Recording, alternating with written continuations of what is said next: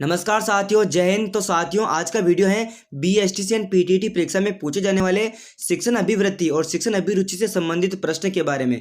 तो दोस्तों, कल आपके एग्जाम है, जैसे कि 31 अगस्त 2021 को आपका पेपर है बीएसटीसी का।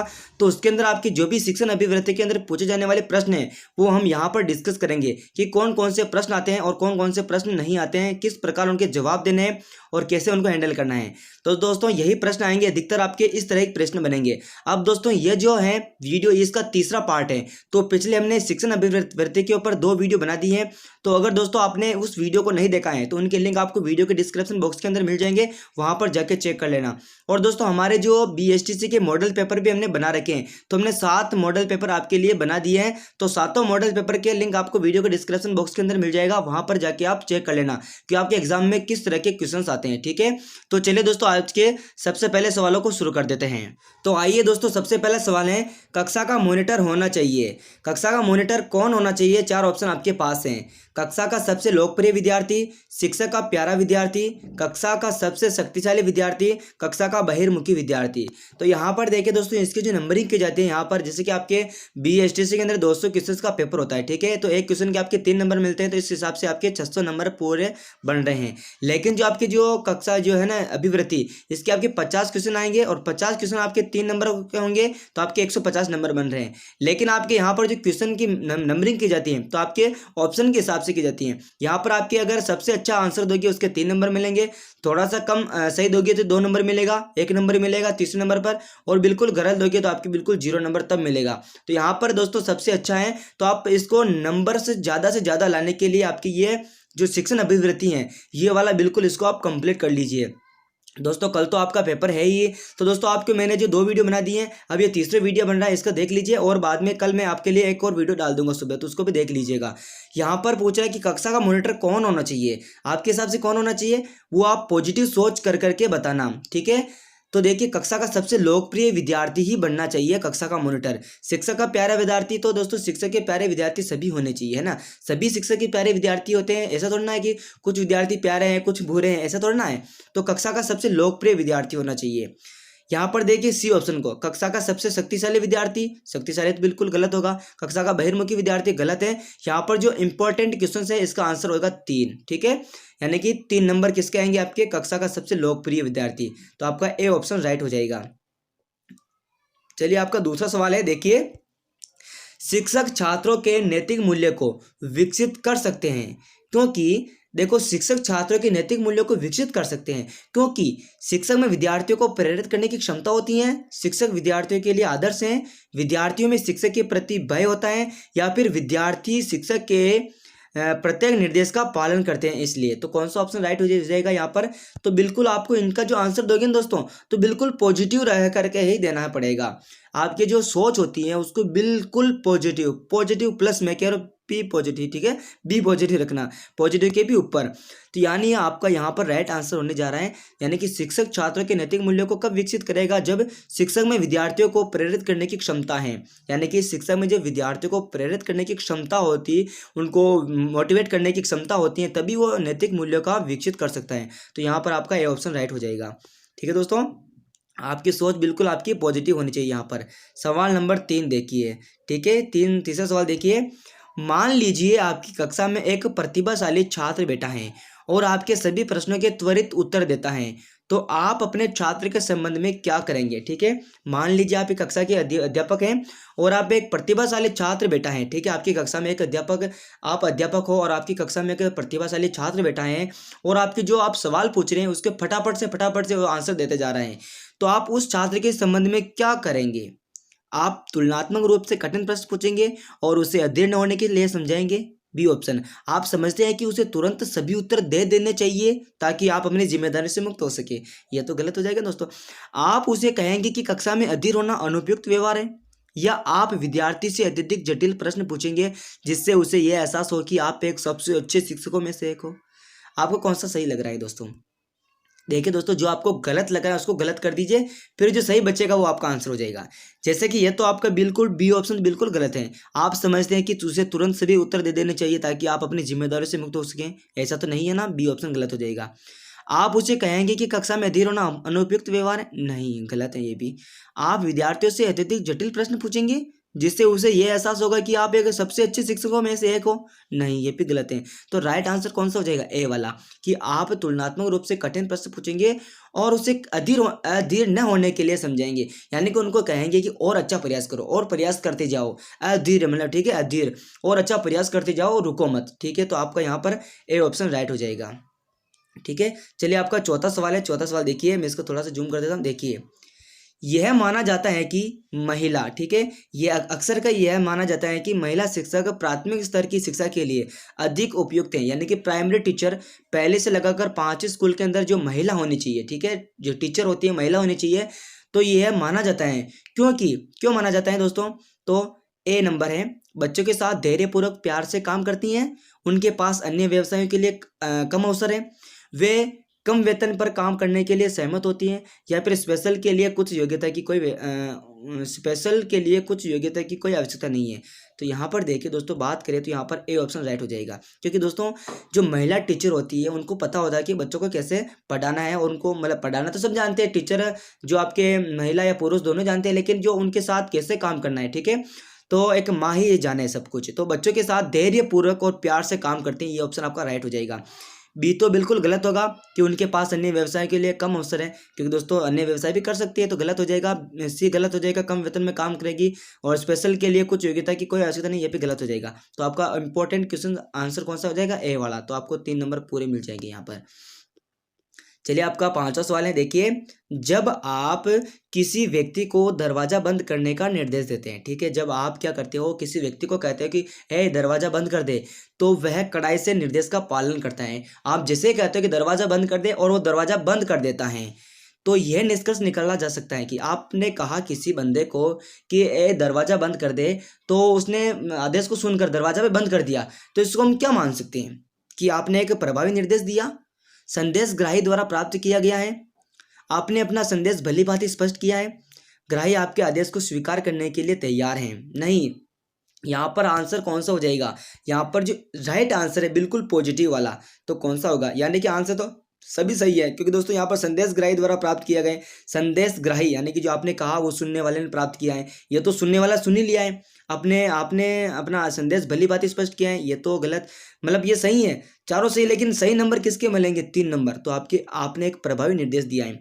आपने बिल्कुल सटीक तरह से निर्देश दिया है कि ए दरवाजा बंद कर दे, तो आपके वो हमेशा आपके आदेश मानता आ रहा होगा, तभी उसने दरवाजा बंद किया, यानी यहाँ पर वो मना भी कर सकता था, लेकिन जो सही आंसर होगा, आपने एक प्रभावी निर्देश दिया, ठीक है, आपका प्रभाव होगा उसके अंदर।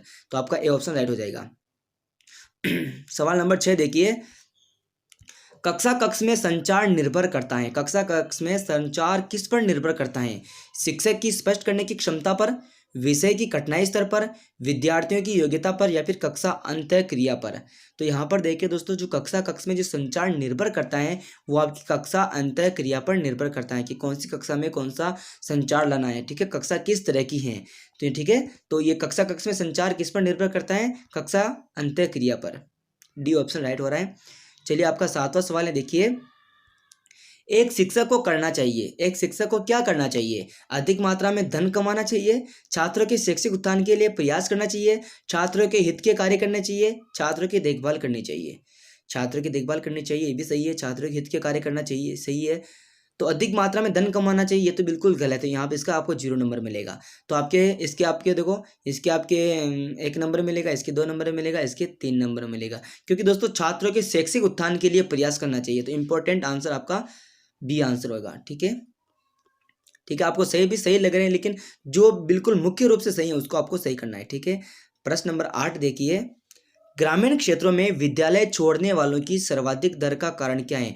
ग्रामीण स्तर में ग्रामीण क्षेत्र में जो विद्यालय में जो पढ़ने वाले बच्चे हैं वो जल्दी से जल्दी उसको विद्यालय को छोड़ देते हैं, ठीक है, जो प्राइमरी तक ही नहीं पढ़ा फिर भी उसने छोड़ दिया, कोई 8वीं तक पढ़ रहा है उसके बाद विद्यालय छोड़ दिया, कोई 10th तक पढ़ा वो छोड़ दिया, ग्रामीण के अंदर ऐसा अक्सर होता रहता है। तो इसका मुख्य कारण क्या है, अप्रासंगिक पाठ्यक्रम, गरीबी, त्वरित रोजगार के लिए उत्सुकता, या फिर शिक्षकों के साथ अनुपयुक्त पारंपरिक संबंध।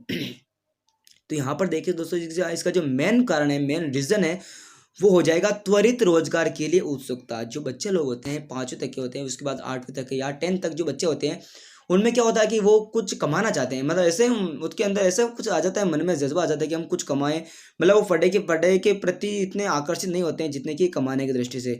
कि जैसे कि आपकी गर्मी की वगैरह छुट्टियां पड़ेगी 1-1.5 महीने की, ठीक है, तो 1 महीने, अगर 1 महीना या फिर आपके 1.5 महीने की, आपके 45 दिन की आपकी गर्मी की छुट्टियां पड़ेगी, तो उसके अंदर क्या करेगा कि हम घर बैठे बैठे क्या करेंगे, बाहर जाके कुछ कमाएंगे। तो आइसक्रीम की लारी के अंदर चले जाते हैं, या फिर कोई भी ढाबे के ऊपर चले जाते हैं, मतलब कुछ ना कुछ फैक्ट्रियों के अंदर, कल कारखाना के अंदर चले जाते हैं, बहुत सारे ऐसे, मतलब इस तरह चले जाते हैं। तो क्या करते हैं, त्वरित रोजगार के लिए उत्सुकता होती है इसके अंदर कि हम रोजगार करते हैं, ठीक है, इसलिए वो जाते हैं। तो सी ऑप्शन आपका राइट हो जाएगा।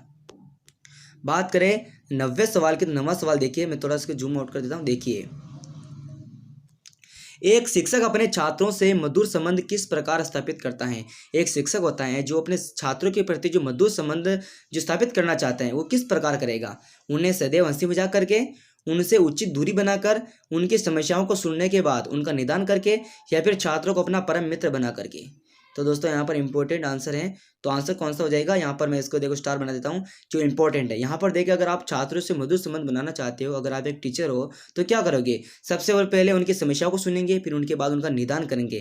तो इस प्रकार हम मधुर संबंध बना देंगे। तो बच्चा क्या समझेगा कि सर मेरी मतलब जो मेरी समस्या उसको सुनते हैं, फिर उसका निराकरण करते हैं। तो इस प्रकार मधुर संबंध बन जाता है, ना कि सदैव हंसी मजाक करने से सभी करते हैं, ऐसे कोई बात नहीं। उचित दूरी बनाकर तो बिल्कुल नहीं कर सकते हैं। छात्रों को अपना परम मित्र बनाकर ये भी कर सकते हैं, लेकिन जो मेन जो 3 नंबर आएंगे वो इसके आएंगे, ठीक है। तो आपको 3 नंबर लाने हैं, 2 और 1 के नंबर में चक्कर में नहीं पड़ना है, ठीक है। अपने अगर मेहनत कर रहे हैं सवाल पढ़ने में, आंसर देने में मेहनत ही कर रहे हैं हम, जब हम गोले बनाएंगे इसके अंदर उसमें मेहनत कर रहे हैं बराबर, तो हमें 3 नंबर ही आने चाहिए ना, क्यों हम 2 नंबर के लिए मेहनत करें, ठीक है। मैं कह रहा हूँ जो वीडियो देख रहे हैं सभी का सिलेक्शन हो जाए, ठीक है, भगवान करे सभी का सिलेक्शन हो। यदि कुछ निर्धन छात्र, ठीक है, सभी के लिए कल की जो एग्जाम है उसके लिए बेस्ट ऑफ लक। यदि कुछ निर्धन छात्र आपसे अतिरिक्त समय में पढ़ना चाहते हैं तो आप क्या करोगे, उनको ट्यूशन लेने के लिए कहेंगे, उन्हें टालते रहेंगे, आवश्यकता अनुसार समय समय पर उनकी कठिनाइयों को पूरा करेंगे, उन्हें किसी अन्य शिक्षक के पास भेजेंगे। नहीं दोस्तों, क्या करोगे, उनको ट्यूशन नहीं दोगे, उन्हें टालते नहीं रहोगे, उन्हें किसी अन्य शिक्षक के पास भी नहीं भेजोगे, क्या करोगे, आवश्यकता अनुसार समय समय पर उनकी कठिनाइयों को पूरा करेंगे। क्योंकि एक निर्धन छात्र है दोस्तों, अगर पैसे वाला भी छात्र हो तो भी आप ट्यूशन नहीं करेंगे, ट्यूशन नहीं लेंगे, उसको केवल अपने आवश्यकता अनुसार अपने समय समय पर उनकी कठिनाई को पूरा करेंगे। ये वाला ऑप्शन आपका सही हो जाएगा, सी नंबर। चलिए दोस्तों, आपका ऑप्शन नंबर 11 है। दोस्तों आप एग्जाम देने जा रहे हो तो बिल्कुल टेंशन फ्री होकर एग्जाम देना, ठीक है। ऐसा नहीं कि किसी के दबाव में आकर के नहीं मेरा सिलेक्शन नहीं होगा तो क्या करूँगा, मेरा नंबर नहीं आएगा तो क्या करूँगा, मतलब किस तरह का पेपर होगा, कौन सा पेन ले जाना है, कौन सा नहीं ले जाना है, एडमिट कार्ड ले जाना नहीं ले जाना, सब कुछ। तो आप पहले एडमिट कार्ड आपने देख लिया होगा आपका सेंटर कहाँ पर आया है, तो सेंटर पर देख लीजिए, आपका उसके निर्देश दे रखे हैं नीचे, ठीक है। एडमिट कार्ड के अंदर निर्देश दे रखे होंगे कि आपके कौन सा पेन ले जाना है, कौन सा नहीं ले जाना है, क्या क्या डॉक्यूमेंट्स क्या क्या ले जाने हैं, आधार कार्ड ले जाना होगा, ठीक है, एडमिट कार्ड ले जाना होगा, ठीक है, एक फ़ोटो ले जाना होगा। तो आपको क्या क्या ले जाना है, क्या क्या नहीं ले जाना है, जैसे कि आपकी घड़ी के लिए मना करेंगे, लॉकेट वगैरह हाथ में, पेन में, हाथ में, और आपके ठीक है गले के अंदर कोई लॉकेट वगैरह होगा तो वो अगर उनको लगेगा तो निकाल सकते हैं। तो आप पहले इसको घर पे रख के जाना, ठीक है, और आराम से एग्ज़ाम देना। सबसे पहले चलिए 11 सवाल है। शैक्षिक यात्रा के दौरान बैठने की जगह को लेकर एक छात्र किसी वृद्ध से झगड़ा कर बैठता है तो आप क्या करेंगे, ठीक है। एक शैक्षिक यात्रा थी, ठीक है, भ्रमण था, एक शैक्षिक भ्रमण था।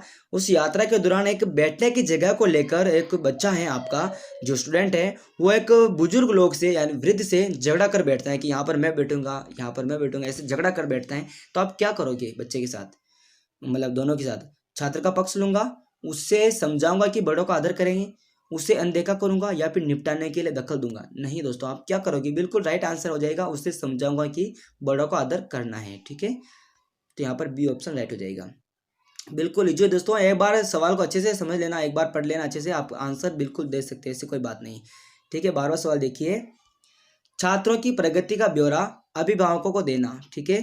छात्रों की जो प्रगति का ब्यौरा है वो अभिभावकों को देना आवश्यक है, क्योंकि इससे अभिभावक अपने बच्चों की प्रगति जान सकते हैं, इससे अभिभावक को ट्यूशन लगाने की उचित सलाह मिलती है, बिल्कुल ये तो गलत हो जाएगा।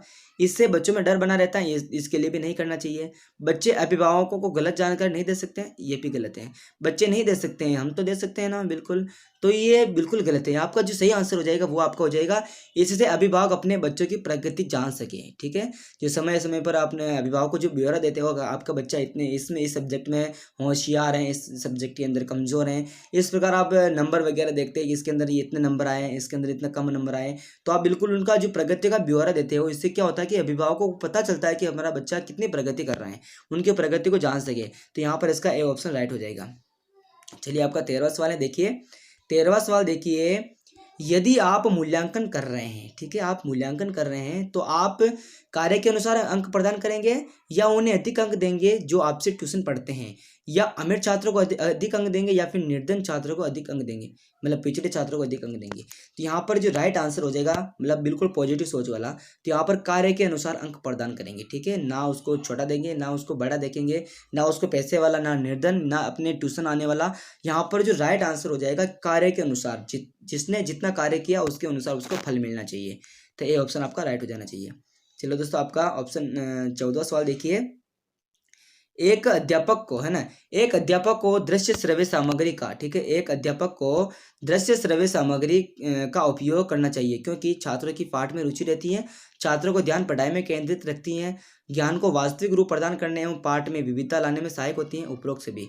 तो यहाँ पर देखिए दोस्तों, दृश्य श्रव्य की बात करें तो जो अध्यापक जो कुछ भी पढ़ा रहे वो बच्चों को दिखाई भी दे, उनको सुनाई भी दे, दृश्य श्रव्य, ठीक है, आपके प्रोजेक्टर हो गया, इस प्रकार दृश्य श्रव्य सामग्री का उपयोग करना चाहिए, क्योंकि इसमें सभी सही हो जाएगा। छात्र की पाठ में रुचि बढ़ेगी, छात्रों का ध्यान पढ़ाई में केंद्रित भी होगा, और ज्ञान को वास्तविक रूप प्रदान करने में, पाठ में विविधता लाने में सहायक भी होगी। तो यहाँ पर उपरोक्त सभी आपका डी ऑप्शन राइट हो रहा है। ठीक है, चलिए आपका 15वां सवाल जो कि लास्ट सवाल है, देखिए आपके कितने सवाल सही आए हैं, कितने गलत आए हैं, आप एक बार कमेंट बॉक्स में कमेंट करके बता दीजिएगा।